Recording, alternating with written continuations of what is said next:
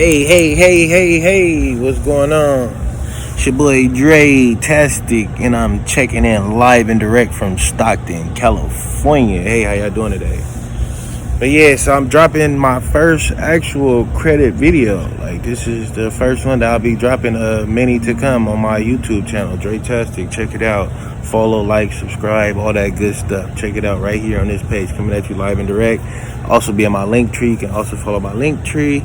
You see all my apps and websites and stuff you can follow me at. Kind of keep up. I kind of spit game on a lot of stuff, but I'm trying to transition it now to YouTube. Everything must go on YouTube so everybody can see the video, everybody can analyze the video, you can stop the video, you can rewind it. Unlike my stories and stuff that I post on IG and stuff like that, you can't stop and rewind it. You got to start the whole video over. So everything coming at you live and direct right here. So yeah, feel free to tell everybody about me, and let's all get this going. So today, my first video will be talking about credit.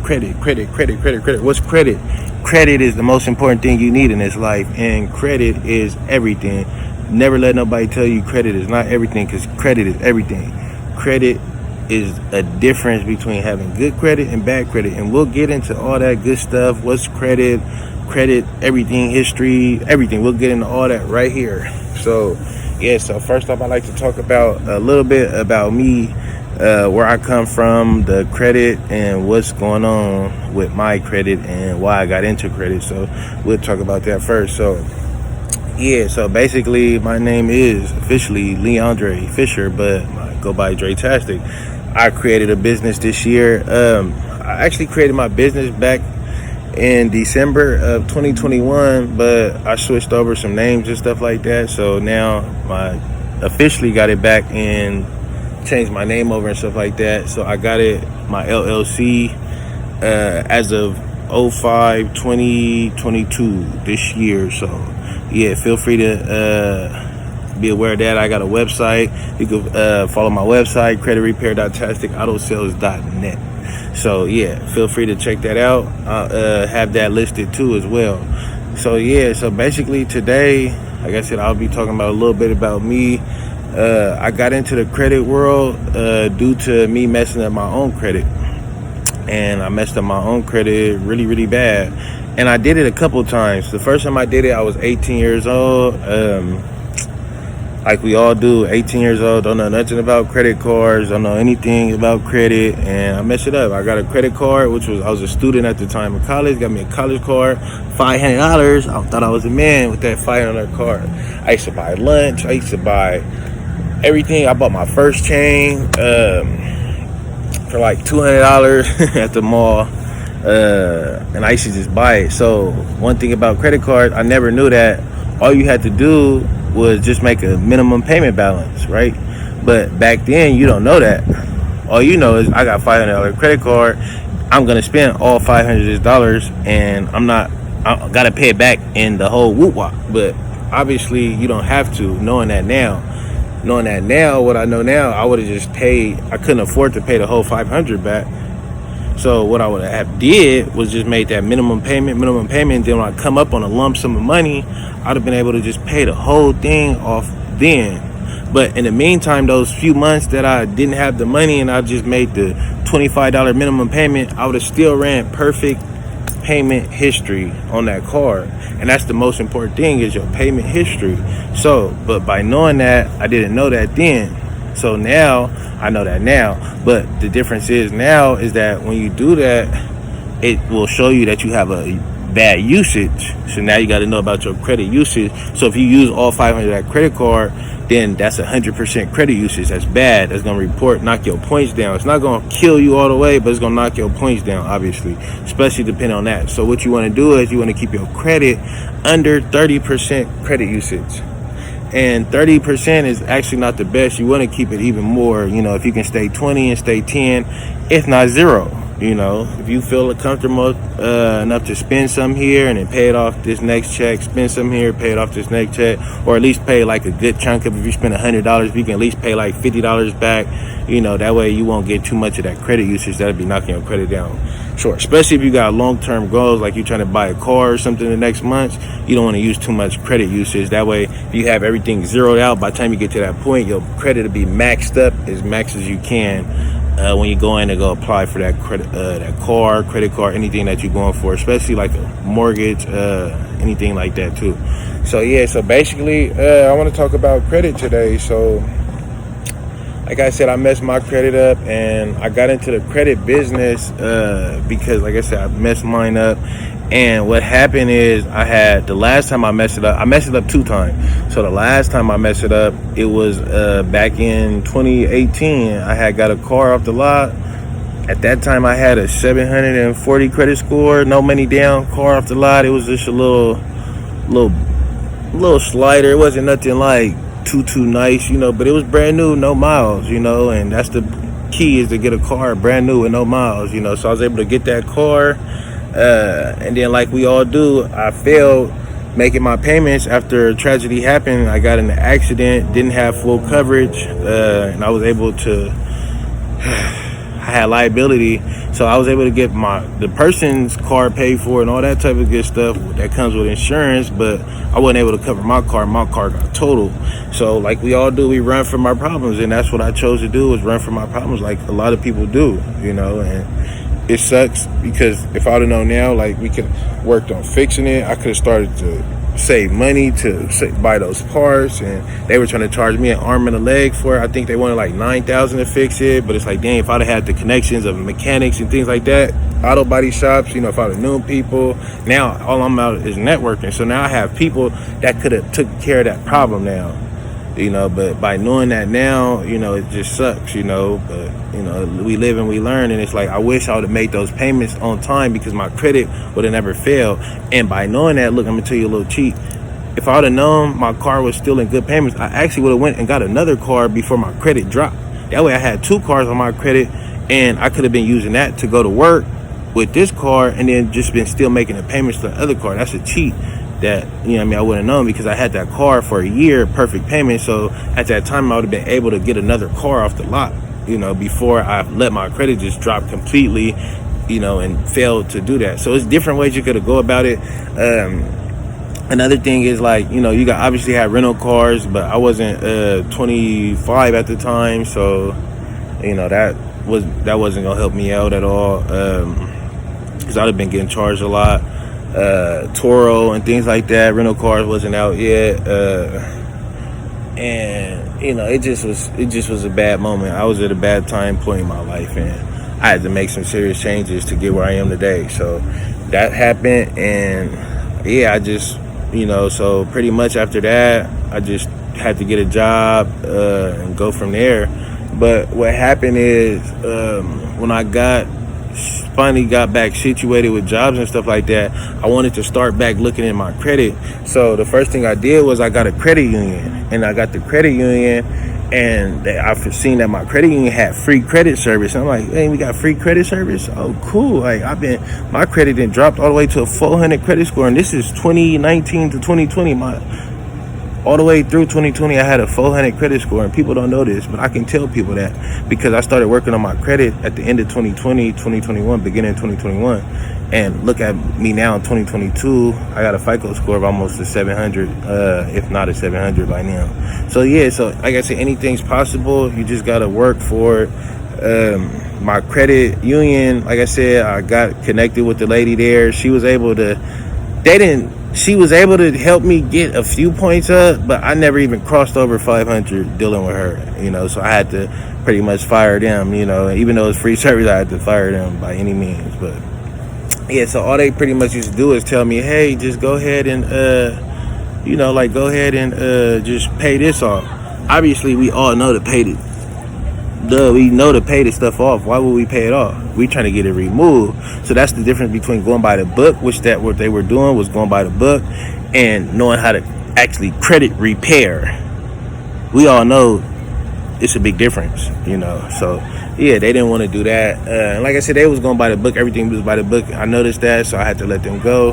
Next thing I tried to do was go to another company, but they was charging, oh my goodness, they was charging, I think, about like $400 a month. And who got $400 a month? That's like a car note, so who got that, especially with rent? You know, I'm living in the Bay Area at the time. Like, you know, we got all this going on. I got that going on. I got this going on. You know, jobs not paying that much like that. My job's only paying like 17, 18 an hour at the time. So I'm like, I don't got an extra 400 to give nobody to build my credit. Something that I can't even see physically going on, like with my credit. You know, I don't really have the idea of what's going on. So I believe they'll do it, but for that price, I'd rather just do it on my own. So pretty much what I did was I said, F that, I'm not doing that. I'm going to do this on my own. So like I said, I made it a mission at the end of 2020, beginning 2021 to set out on a mission to do my own credit. And that's exactly what I did. So the first thing I did is nowadays we got the internet. The internet is big, the internet is major, and that's what I was able to do is get on YouTube University. I started looking up stuff. I'm looking up videos. I'm on this website. I'm looking up this. I'm looking up that. I'm looking up all this stuff, and I'm just jotting down notes. Like you can see, I just was everywhere. I also started to get a library membership and just go and get financial literacy books and just try to get as much game as I can as far as credit. You know, I started looking at people that were into the credit report world and like looking at videos and looking at this, looking at that. Anything that I can do to maximize my knowledge of credit, that's what I wanted. And I should take notes and just study those notes. And that's where I was able to start at. And once I started hopping on like a lot of the credit builder websites and stuff like that. Just anything that's like positive to get started on my credit report, because if you got bad credit, you want to at least start to get stuff positive running on it. So I started getting credit builder accounts, you know, like secure loan, secure car, anything that I could do to just get stuff running on all three of my bureaus that's positive. And then that way, when I learn how to remove the negative remarks, the negative increase, the negative, everything that I was doing, now I got positive stuff already on there. So once you take away the negative, I got only positive stuff on here. And that was my idea, ideally what I wanted to do. So, but by doing that, I started to raise my credit. I made my own dispute letters. I used to do all this type of stuff to like better my knowledge. I was like, it was like, thank goodness for Google. Like I used to use Google to make my letters. Like I used to do all this type of stuff, and it helped me so much, and it gave me so much knowledge, like so much knowledge. It really helped me so much. But yeah, so pretty much that where I got my credit knowledge from. Then I started like taking credit classes, getting certifications and stuff like that. Like, then I just knew that it was on and cracking from there. Like that's everything right there that I needed. And that's what gave me the confidence, the courage, and to go ahead and make it an actual business and get my LLC, because I thought about it. My New Year's resolution was, dang, what can I do to change the world this year? Like, what can I do personally? Like, what is it that we need, but it be so expensive and, you know, that we don't want to do? And credit popped in my head, and because it's like, dang, I was already doing it, but it's like, dang, I could help other people out, and I could be the most inexpensive person and the best person at it. And that'll help change things, because I'm not in it for the money, but I'm in it to help people, because I want people to understand that they can win, they can be successful, they can have all these things. Imagine having $20,000 credit card and you lose your job and you got a family and stuff like that, but I know that I can get through this next month. I know I can get through until I can get another interview. I know I can do these type of things like that. And that was my whole mindset of, if you build your credit, you can do those type of things. And that's what made me get into the business side of it. So now I've actually generated some ideas, and it's like, dang, the more I learned about credit, it's like now I'm jotted on to business credit, and I'll be making another video about business credit, you know. But that's how now I'm elevated to business credit, and I'm already starting to build bills and credit with that, you know. And like I said, I'll talk all more in detail about that in another video. But yeah, so let's talk about your credit and what's on your credit, and let's kind of like go over the basics on that. So pretty much your credit, you have 3 credit bureaus: Experian, Equifax, and TransUnion. So yes, those 3 bureaus, all 3 of those bureaus will compile a score for you, and those scores will dictate everything that creditor has to know about you when you go to apply for something. And when you go to apply for something, that'll be an inquiry on your credit report. increase has soft increase and you got hard increase. Soft increase, they just like kind of like get to see a little overview of your credit. It won't be hard, it won't stay on there. If you actually go to like Experian or something, you'll be able to like see that they have the soft increase on there. You can kind of see those, but they don't affect your score at all. Hard increase, they do affect your score. So if you go to apply for something, anytime you put in your social security number, the full number, not the last four, because usually on soft increase it'll be the last four. So if you go and put in your full social security number, think in your head that they might be running your credit completely to where you'll get a hard increase, and that hard increase will stay on there for 2 years. And yeah, that hard increase stay on there for 2 years. So, and you don't want to have too many increase. You actually got this 524 rule, 512 or whatever they call it, which is you can't have more than like 5 increase in like a 24 months time period, you know. So you got to watch out for that, and especially like that's why you'll get declined. If you get declined, it's like, oh, well, he's running his credit or she's running his credit too many times, you know. You don't want to do that. So watch out for increase. Only apply for something if you really need it. So yeah, so do that. But yeah, you also got when it comes to your credit, you kind of like want to know where you start at. Like, so know your scores always, know what's on your report, and know everything that's going on your report. And you just want to know a starting plan. Other than that, you want to be able to, if you feel like you don't got the right credit, then develop a plan, you know, hire somebody, hire a credit person, hire like anything. If you want to do the information on your own, you can do so. You know, like the game is free, like the game is out there. You can learn anything nowadays. Like, you know, I started to sell cars, and it's like, man, I learned how to be a mechanic. You know what I mean? I'm not a real mechanic, but I learned how to look at videos and, you know, learn how to put sensors on and do this and do that. Like, you can do anything you want to do nowadays. So always develop a plan and know what you're doing. Other than that, you want to keep your older accounts open, you know, like those old accounts. Like if you got an opportunity to start making good payments and start reporting good payments from here on out, like I would do that. Like, don't get them deleted if they still open, like, because the older account, the better. You want that longevity credit history, because that's, I don't know why, but that's why the credit bureaus want long history. You know, it just makes it better, especially if it's reported positive for all those years and times like that. So yeah, so I would just pay down your credit card balances.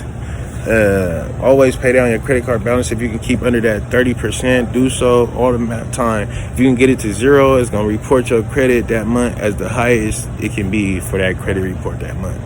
Other than that, if you can get on somebody's authorized user card, you know, I was able to get on a couple authorized user cards with people that got great credit, you know, and it helped me out tremendously. Like, but they did change the model nowadays. Back then, authorized user used to be way more,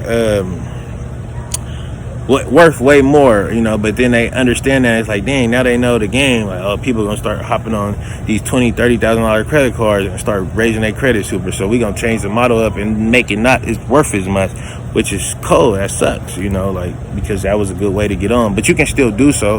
Like I said, if you're not getting approved for credit cards or you're getting denied for anything, get you a secure card. You know, sometimes, you know, getting a secure card, secure loan won't help you out. That's how I started raising my credit in the first place. I was getting denied for credit cards and stuff like that. So I said, well, let me get a secure card. And I got a secure card, secure loan, and just let those run, because the credit union I was going through was reporting on all 3 of my bureaus every month. So now I'm getting some type of positive credit on my account each month, you know, and that secure card was my money, you know. So, and at the end of it, if I really want to cancel it, I'll get my money back. Same thing with the loan. I can run it for 6 months in the loan, and then if I was doing $100 a month, I'll get all $600 a month. Same thing with that credit card, you know, like, you just want to keep that going. Like I said, in case you get denied for stuff like that.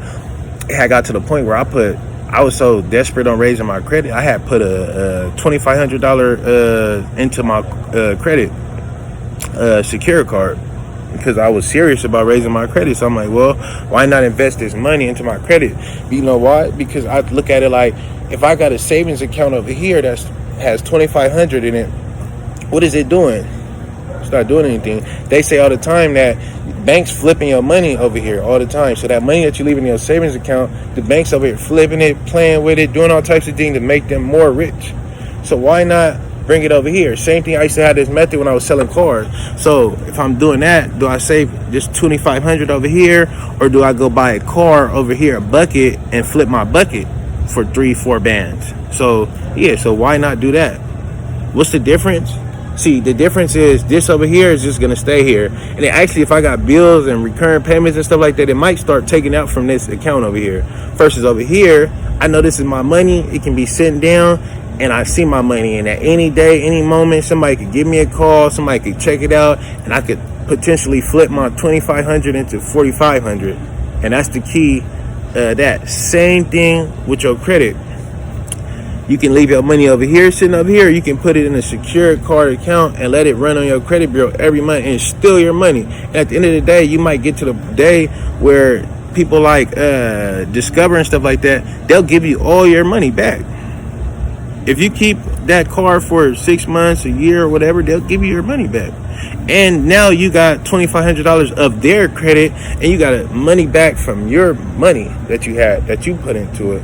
And they'll just do it like that. And a lot of companies are good with that, with the secure card. Like I said, and you can also cancel them at any time. So yeah, so that's another good way. Another thing is just start paying on time with everything. Like your payment pretty much is payment history on your credit report is 35%. So you want to make sure you paying on time. Everything that you're doing, just make sure you paying on time. You know, and definitely just keep paying. And that's what you want to do.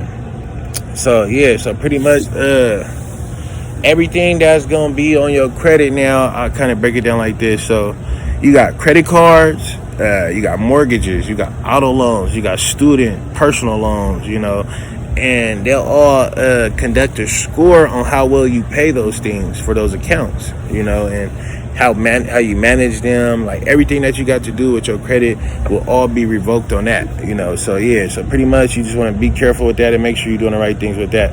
As far as like I said, a little bit on how I pretty much got into everything with the was all YouTube. I started learning like credit hacks and, you know, little stuff like that, like how to remove inquiries and stuff like that. And some of that stuff actually worked. I actually used some of YouTube University stuff, and some of that stuff really worked, you know. So I definitely wish you could like look forward into doing something like that.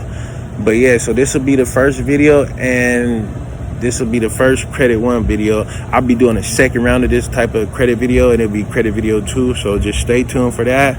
This is a good starter, a good starting point. So stay tuned with me. Like I said, check out my channel, like, subscribe, all that good stuff. Follow my Instagram, Dre Tastic 209. So yeah, everything will be dropped in on this YouTube channel. So check me out.